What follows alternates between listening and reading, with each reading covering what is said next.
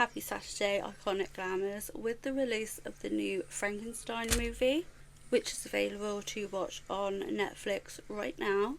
I'll link it in the description down below. We are talking all things Frankenstein. This week I thought I would go in with Divination. This is the Blend Bunny and Robert Welsh palette, and it has the most beautiful greens because of course I'm going to do a green look. I will link this down below as well. Everything else I used will be in the description box down below. Don't forget to like and subscribe, maybe give it a share, help a girl out. Grab your torches and pitchforks and let's get into it. The story opens in the Arctic. A Danish ship becomes trapped in the ice, and the shipmates go out and rescue a wounded man who turns out to be Victor Frankenstein. He is pursued by a monstrous figure with regenerative powers. Once back on the ship, Victor begins recounting his story, and the creature eventually tells his own tale. Victor grows up in a privileged but emotionally fractured household. His dad is a dick. His mother dies in childbirth, and his father is a harsh surgeon. This trauma and ambition drives Victor to study medicine and experiment with galvanism and electricity, culminating in the creation of a new being from assembled dead matter. With the help of a benefactor, Heinrich Harlander, Victor builds a lab and collects body parts, which is really gross. There's just bits everywhere. And he uses the storm-driven electric charge to bring the being to life. The creature wakes, Victor abandons him, and chaos ensues. Once alive, the creature is chained, experimented on and rejected. He escapes into the wilderness and is hunted after Victor sets the castle alight with the creature still chained. It's really sad. He does miraculously heal. He hides near a blind old man's house, learns the language, and learns how to read. He tries to live life quietly, yet he remains an internal outsider, misunderstood and feared.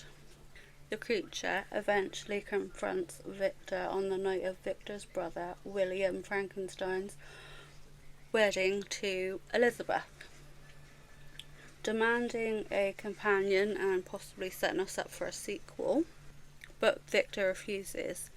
In the resulting chaos, Victor actually shoots Elizabeth, and William is mortally wounded. The creature declares that Victor is the true monster, and he runs out with Elizabeth, who just dies in his arms. It's really sad. So Victor does pursue him into the Arctic ice. He attempts to destroy him even with dynamite, but still fails. He is found dying aboard the ship. In a final act, Victor apologizes, calling the creature his son. The creature forgives him and frees the ship from the ice. So Victor Frankenstein, he is played by Oscar Isaac, a brilliant, arrogant surgeon scientist driven by grief and ambition. He does challenge the natural order and suffers the consequences. The creature is played by Jacob Elordi, a being stitched together and animated by Victor, seeking identity, acceptance and meaning. Then there was Elizabeth, played by Mia Goth, who I think is excellent. She is the love interest of all three of them. William, who she's going to marry, the creature, and Victor himself. The film focuses strongly on what it means to create life and to abandon it. Victor becomes not only a scientist but a father to the creature. The idea of a parent's responsibility to a child is central. The creature is intelligent, sensitive, but unaccepted by society. His mere existence challenges human prejudice and the boundary between monster and human. Now, Victor's ambition to surpass death becomes his downfall. This echoes the classic tragedy: to overreach is to suffer. Look at that green. Woo! Now, much of the film is set in the wilderness. Snow, ice environments that mirror the characters' internal desolation and vastness. The film ends with a redemption of sorts, a recognition of guilt and forgiveness between creator and created. It asks, can a monster be human, and can humanity be monstrous? Guillermo del Toro's version is emotional, gothic in tone, not merely a horror but a tragedy. This causes feelings of pity, sadness and sympathy, 100%. It emphasises the creature's perspective more fully than many prior adaptations. His learning, his pain, his quest for meaning. The narrative structure includes framing devices, the Arctic rescue ship, and non-linear storytelling, amplifying the resonance of the story. The 1931 Frankenstein is one of the most iconic and influential horror movies ever made, in a landmark between both cinema and popular culture. Now, the film is loosely based on Mary Shelley's Frankenstein, but its immediate source was a 1927 stage play by Peggy Welbling. Universal went ahead and bought the rights to the play in 1931 after the huge success of Dracula, also from Universal, and released that same year, starring Bela Lugosi. I think I'm saying that right. Now, Bela Lugosi was actually scripted to play the monster, but quit after the makeup tests. He reportedly objected to the lack of dialogue and the heavy prosthetics. The role went to Boris Karloff, a relatively unknown actor at the time, whose performance became legendary. Dr. Henry Frankenstein, it was changed from Victor in the novel, is obsessed with creating life from death. With his hunchback assistant, Fritz, he assembles a human body from stolen corpses and powers it with lightning in his mountain laboratory. As the storm peaks, he cries the famous line, it's alive, in the name of God, now I know what it feels like to be a god." The creature, animated by electricity, is physically powerful but mentally childlike. When Fritz accidentally frightens and torments it with fire, how do you accidentally torment somebody? The monster kills him.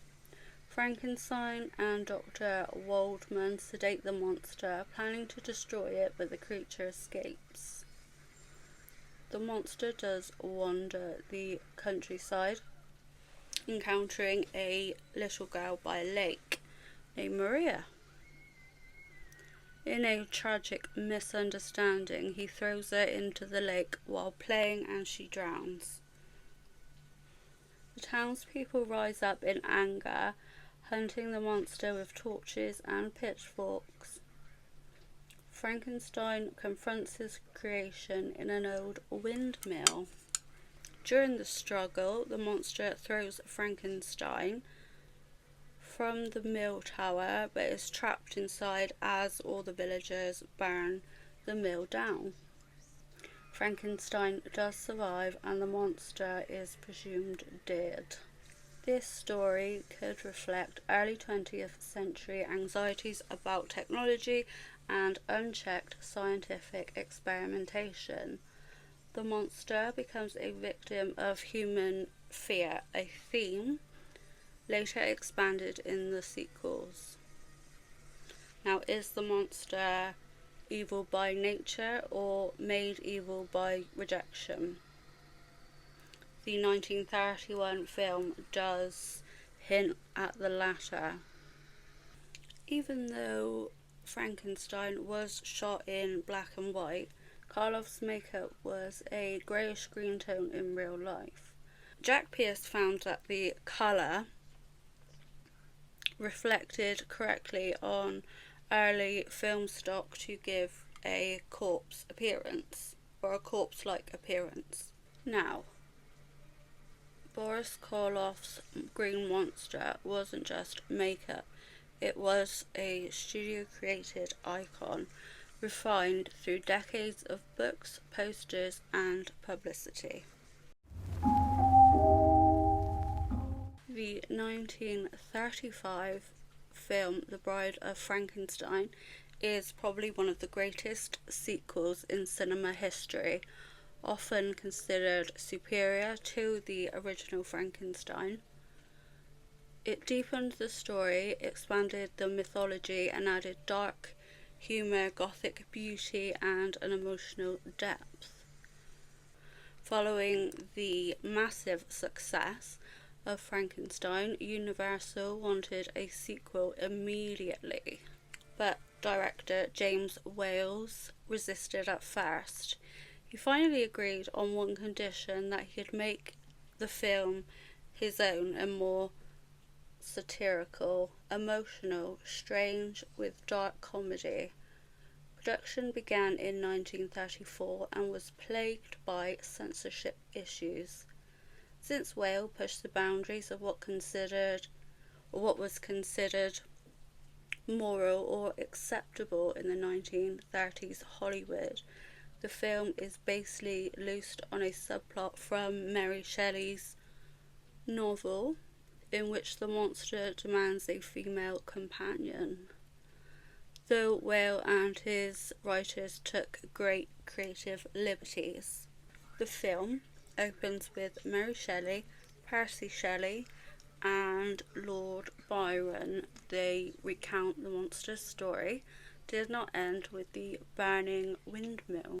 She begins a new chapter, setting up the sequel. Now, the film does pick up immediately after the 1931 ending. The villagers are celebrating the monster's death after the windmill burns down, but he did survive in the ruins below. He kills a few villagers and then flees into the countryside, hiding from humanity, still seeking kindness and connection. Meanwhile, Henry Frankenstein has renounced his experiments and plans to marry Elizabeth. But a new figure, Dr. Septimus Pretorius, visits him, and he's an eccentric, blasphemous scientist who has grown tiny homunculi, which are like miniature people, and insists they collaborate to create a new being, a mate for the monster. Pretorius does tempt Henry with scientific glory and the allure of playing God again. Going back to the monster, he wanders through the forest and villages hunted by peasants. He encounters a blind hermit who offers him friendship and teaches him words like friend, good, and alone. The peace is short-lived when the villagers discover them. They burn the hut and drive the monster away. Captured and chained, he escapes again and seeks the one person who might understand him, Henry. Pretorius captures Elizabeth to force Henry's cooperation and together they build a new laboratory filled with electrical machinery and Tesla coils. During the lightning storm, lightning charges the equipment and the bride is brought to life with the iconic tall hair streaked with white lightning. The monster is just ecstatic. Friend, bride, but when she sees him, she does scream in terror. Heartbroken, he declares she hates me like the others. In an act of tragic mercy, he tells Henry and Elizabeth to leave, then destroys the lab, killing himself, the bride, and Pretorius. Critics and the audience loved it.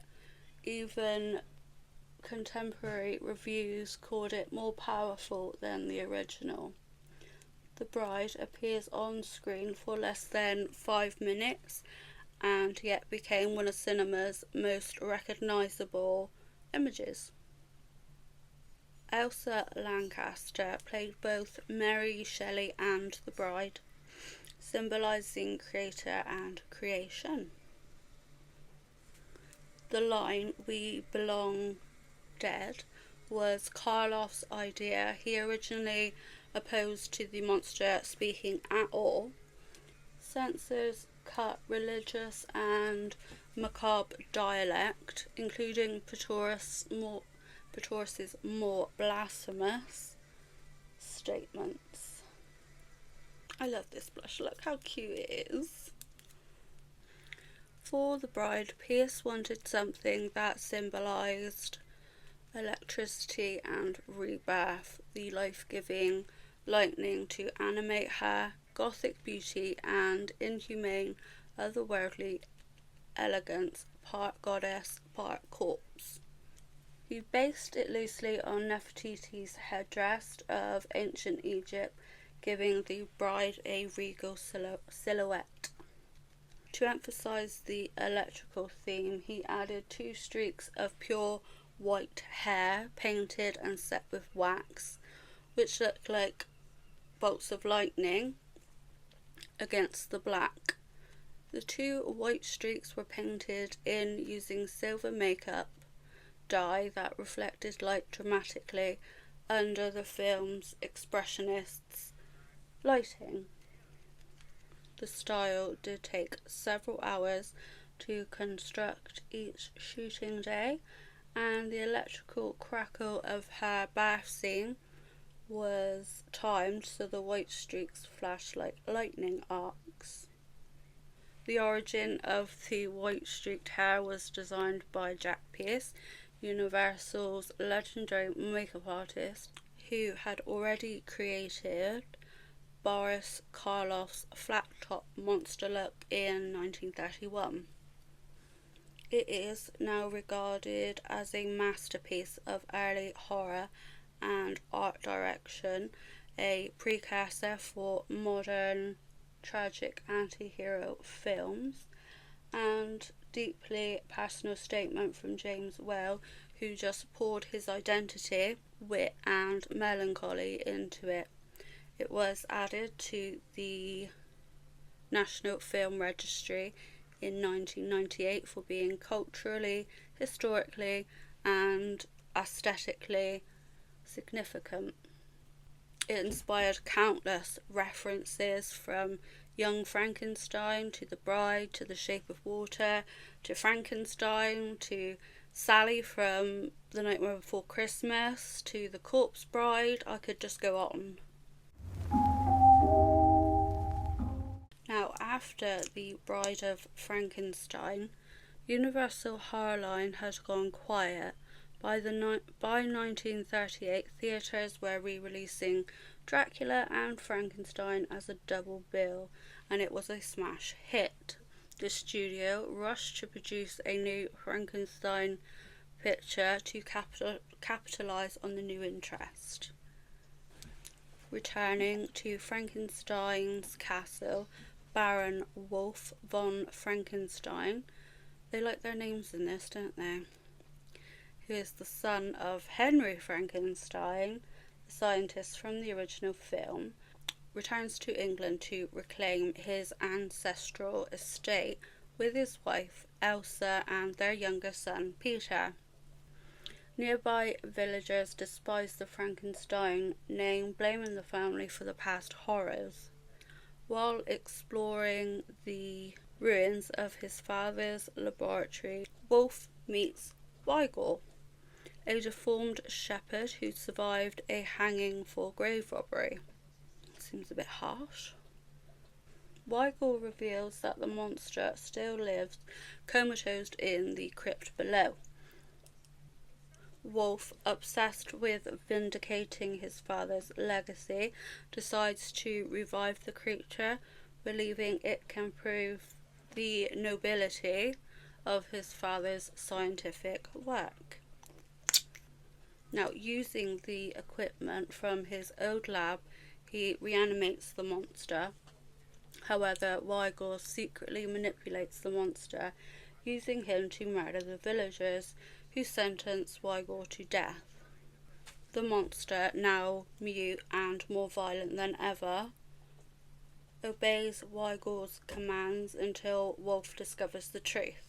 Inspector Crow, who lost his arm as a child to the monster, begins investigating the murders. Wolf does finally confront Weigel and shoots him. The monster then attacks Wolf's young son Peter and carries him to the laboratory. In a struggle, Wolf knocks the monster into a boiling sofa pit, effectively killing him for now. The villagers forgive Wolf, and the Frankenstein family leave the cursed castle for good. Wolf does seem to struggle with his father's reputation, seeking to redeem the Frankenstein name, but repeats his mistakes like Henry before him. Wolf is consumed by his experiments, showing how ambition becomes hereditary corruption. Weigel's control over the monster represents moral decay and revenge against the authorities. The villagers' fear mirrors societal mistrust of the unknown, a recurring universal theme. Wolf's final destruction of the monster serves as a symbolic penance for the sins of both himself and his father. This helped revive Universal's horror line, leading to a new wave of sequels like The Ghost of Frankenstein, Frankenstein Meets the Wolf, and House of Frankenstein. Son of Frankenstein is widely seen as the last Universal horror before the Monster Mash crossover of the 1940s. The film that revived the horror genre after a brief decline and a bridge between gothic tragedy and pulp horror adventure.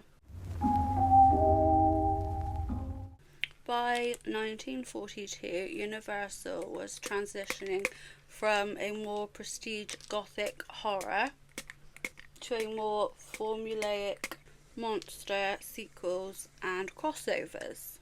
After Son of Frankenstein revived the genre, the studio wanted to continue the profitable series quickly and cheaply. The Ghost of Frankenstein in 1942, the fourth film in Universal's Frankenstein series, and the first made after Boris Karloff's departure from the role. This entry marked the transition of the atmospheric gothic style of the 1930s to a faster-paced monster rally era of the 1940s. The story opens in the village of Frankenstein years after the destruction of the castle. Fearing that evil still lingers, the villagers blow up the remaining ruins, but in doing so they free the monster, who's now played by Lon Chaney Jr. and Weigel Bela Lugosi, who have been entombed in the rubble. Now the monster is weak and disorientated, Weigel decides to travel to him to Vassaria, while Dr. Ludwig Frankenstein, Henry Frankenstein's other son and Wolf's brother, who now runs the sanatorium. Weigel hopes Ludwig can restore the monster's strength. Horrified by Weigel's arrival, initially vowed to destroy the monster, but he is haunted literally by the ghost of his father.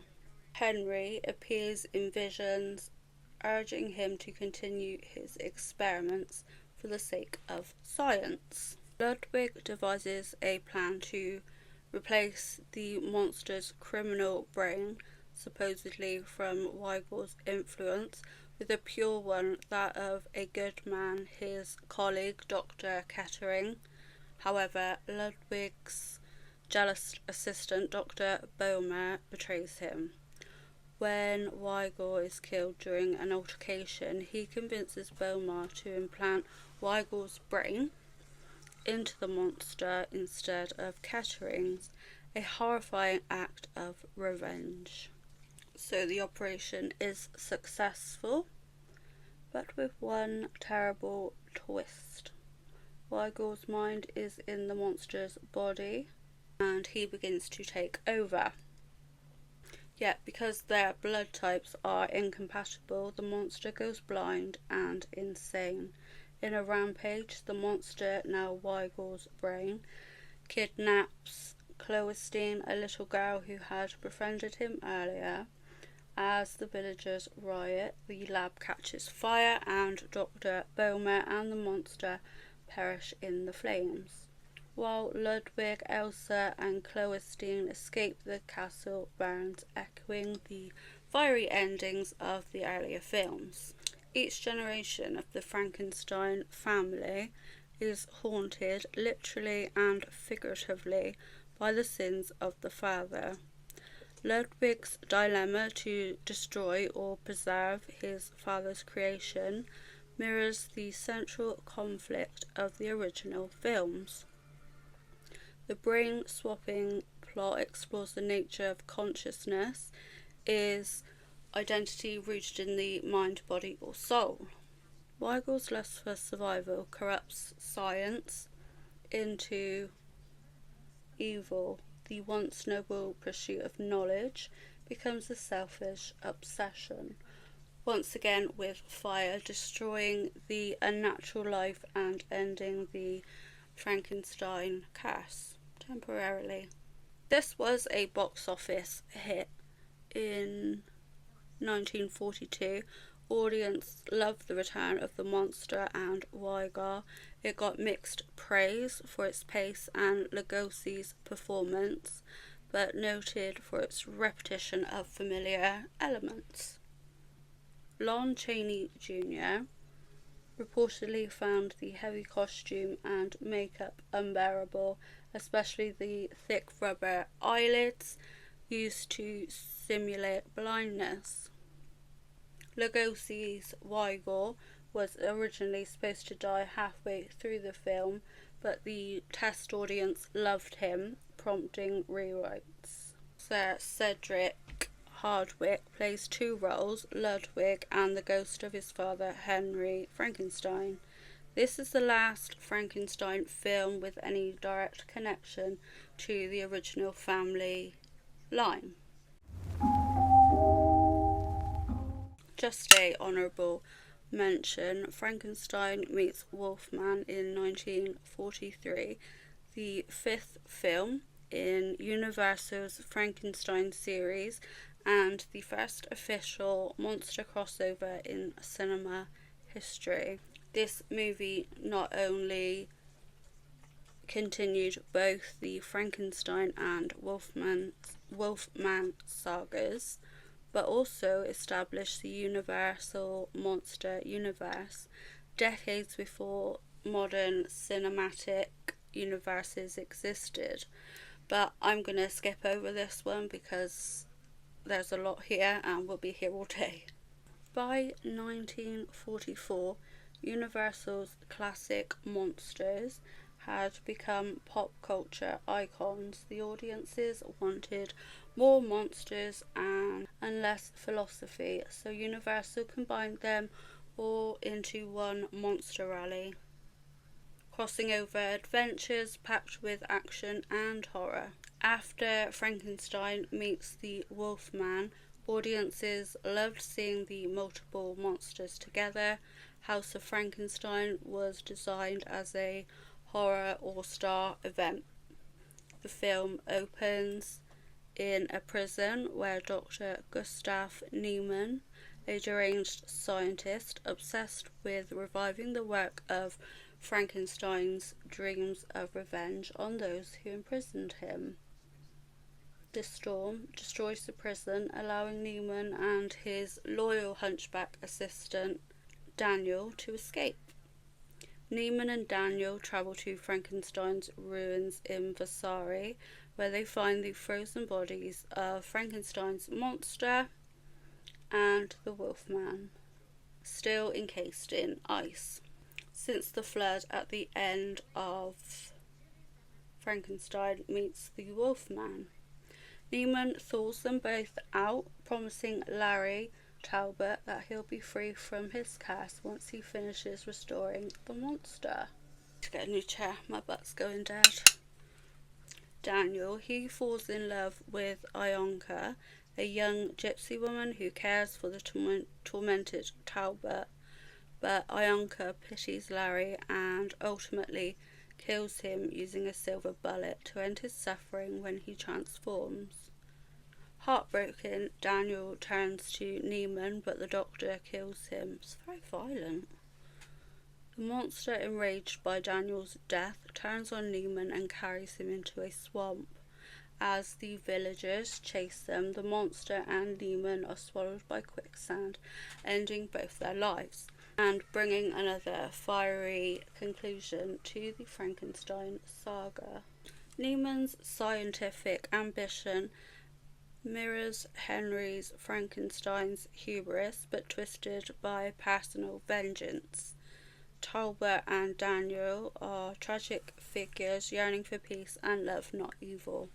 Each scientist inherits Frankenstein's sins, and each dies by his own creation. The film humanizes its monsters while showing the cruelty of those who call themselves normal.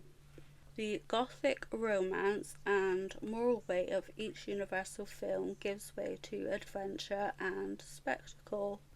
House of Dracula in 1945, the seventh film in the Universal's Frankenstein series and final serious monster crossover before the horror cycle turned towards self-parody with Abbott and Costello's Meet Frankenstein. This film is essentially an epilogue of Universal's monster universe, a last gathering of its iconic creatures before the Gothic era of horror faded out after World War II. Young Frankenstein was released in 1974 and is one of the most beloved and clever homages ever made to the Universal Frankenstein films.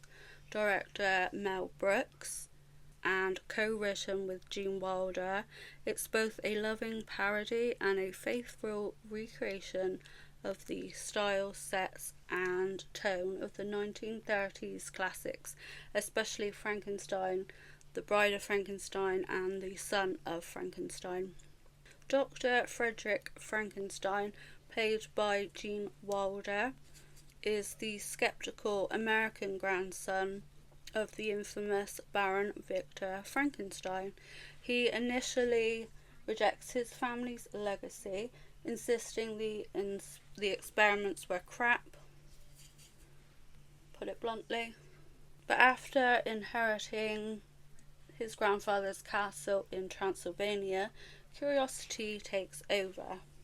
Frederick travels to the family estate and meets Igor, his bug-eyed assistant, Inga, a cheerful lab assistant, and Frau Blucher, the mysterious housekeeper whose name alone terrifies horses. In the castle, Frederick discovers his grandfather's private laboratory and the infamous notes on reanimation. Frederick decides to prove the theory works and reanimates a corpse using lightning, as in the original 1931 film, but due to Igor accidentally stealing the wrong brain, the creature is sweet-natured but erratic. As Frederick tries to civilize the monster and prove to the world that he can be rational and kind, the monster escapes, terrorizes the villagers, and befriends a lonely blind hermit. He does later return for a touching finale where Frederick sacrifices part of his intelligence to save him. The monster becomes more articulate, marrying Elizabeth while Frederick and Inga settle in a life together. Brains literally and romantically connected. Mel Brooks called Young Frankenstein a loving resurrection, not a mockery. It's both funny and respectful. It never ridicules the Universal films but celebrates their craftsmanship. Young Frankenstein is both a parody, a tribute, and a black and white love letter to Universal's original Frankenstein films. Through design, perfect casting, and affectionate humour, Mel Brooks and Gene Wilder revived the old Gothic world. And they gave it a new life, proving that even monsters can sing and love and laugh. Penny Dreadful is probably one of the most complex and emotionally rich re-imagings of Mary Shelley's myth in modern television. In Penny Dreadful, Dr. Victor Frankenstein is a young, brilliant and tormented scientist obsessed with conquering death. Unlike many cinematic versions, he's portrayed as sensitive and intellectual, the closest to Mary Shelley's original characterization than to the 1931 Universal version. Haunted by childhood trauma and his mother's death, believing he can banish death from the human experience, it's deeply moral and poetic, yet emotionally cold and arrogant. Victor is torn between his scientific ambition and his longing for human connection. The creature, Victor's first creation, the series version of the monster, is named John Clare. He is articulate and philosophical and tragic, much like Shelley's original creature, deeply lonely, longing for love and acceptance. Bitter towards Victor, who abandoned him immediately after creation, and is capable of both tenderness and terrifying violence. His name is John Clare comes later when he works in a theatre and reads romantic poetry, a reflection of his quest for identity and beauty in a cruel world.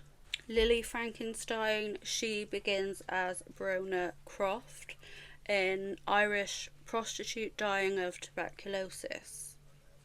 Victor resurrects her as his second creation, hoping to build a companion for the creature. However, after rebirth, she gains fragments of her past and develops her own will. She rejects both Victor and the creature, becoming a feminist revolutionary leading an army of abused women.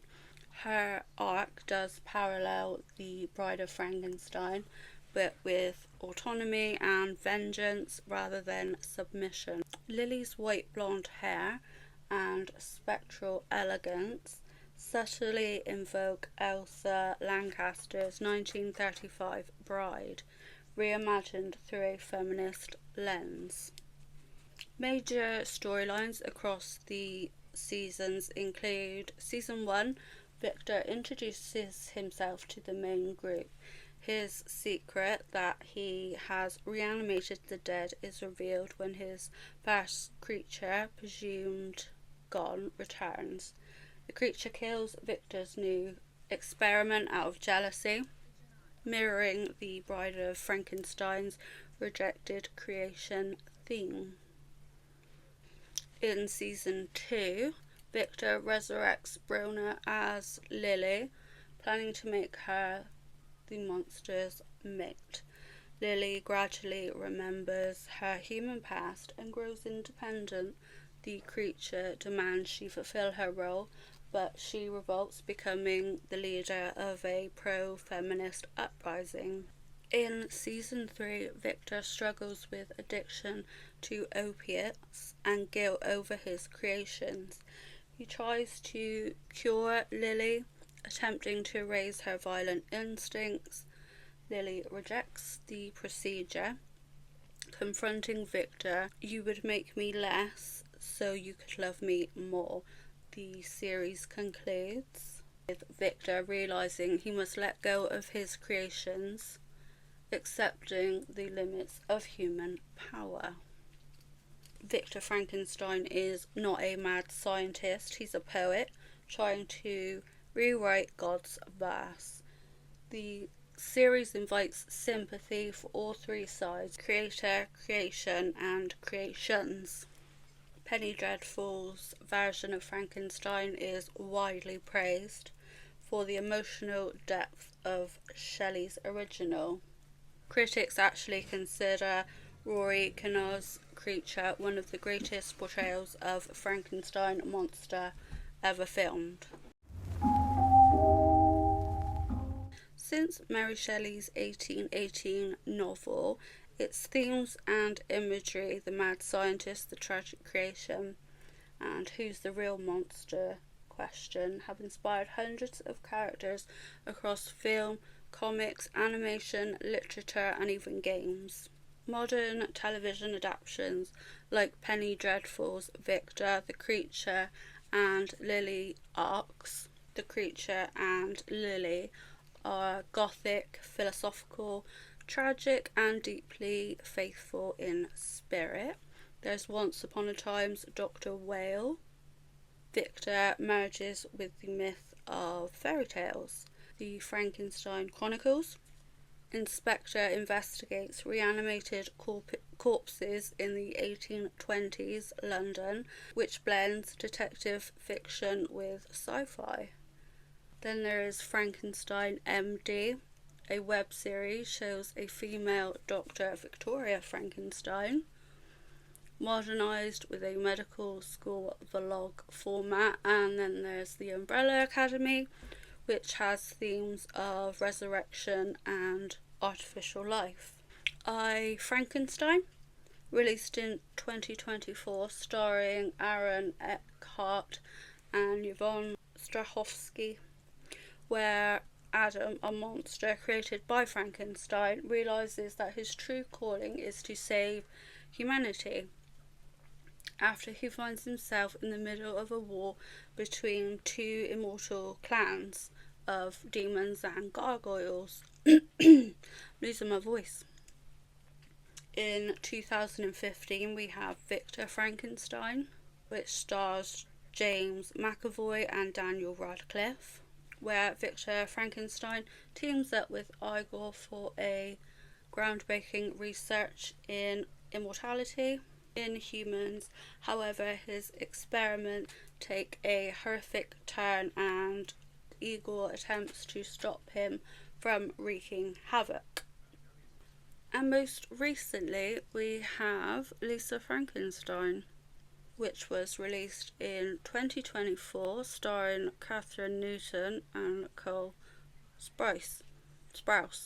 A 1989 teenager, Lisa Swallows, that's an unfortunate name, is struggling to come to terms with the loss of her mother. Now, after going to a party, Lisa returns to her local cemetery, where she frequently visits and speaks to the grave of a young man who was killed via a lightning strike in 1837.